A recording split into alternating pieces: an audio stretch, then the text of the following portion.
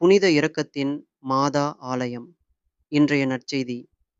லூக்கா எழுதிய தூய நற்செய்தியிலிருந்து வாசகம். 1ஆம் அதிகாரம் 39 முதல் 56 வரை.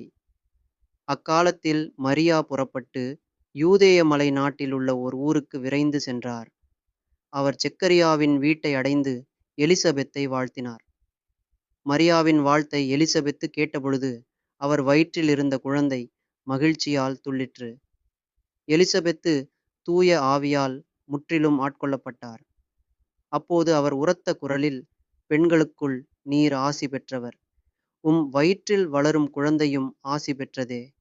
என் ஆண்டவரின் தாய் என்னிடம் வர நான் யார்? உம் வாழ்த்துரை என் காதில் விழுந்ததும் என் வயிற்றினுள்ளே குழந்தை பேறுவகையால் துள்ளிற்று. ஆண்டவர் உமக்குச் சொன்னவை நிறைவேறும் என்று நம்பிய நீர் பேறு பெற்றவர் என்றார். அதைக் கேட்ட மரியா பின்வருமாறு கூறினார்: ஆண்டவரை எனது உள்ளம் போற்றிப் பெருமைப்படுத்துகின்றது. என் மீட்பராம் கடவுளை நினைத்து எனது மனம் பேறுவகை கொள்கின்றது. ஏனெனில் அவர் தம் அடிமையின் தாழ்நிலையை கண்ணோக்கினார். இதுமுதல் எல்லாத் தலைமுறையினரும் என்னை பேறு பெற்றவர் என்பர். ஏனெனில் வல்லவராம் கடவுள் எனக்கு அரும்பெரும் செயல்கள் செய்துள்ளார். தூயவர் என்பதே அவரது பெயர். அவருக்கு அஞ்சி நடப்போருக்கு தலைமுறை தலைமுறையாய் அவர் இரக்கம் காட்டி வருகிறார். அவர் தம் தோள் வலிமையைக் காட்டியுள்ளார்.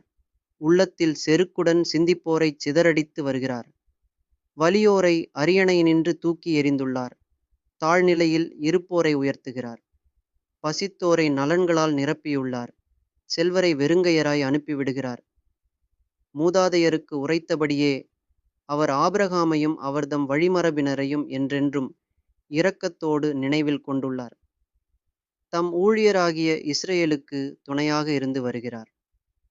மரியா ஏறக்குறைய 3 மாதம் எலிசபெத்தோடு தங்கியிருந்த பின்பு தம் வீடு திரும்பினார். இது ஆண்டவரின் அருள்வாக்கு.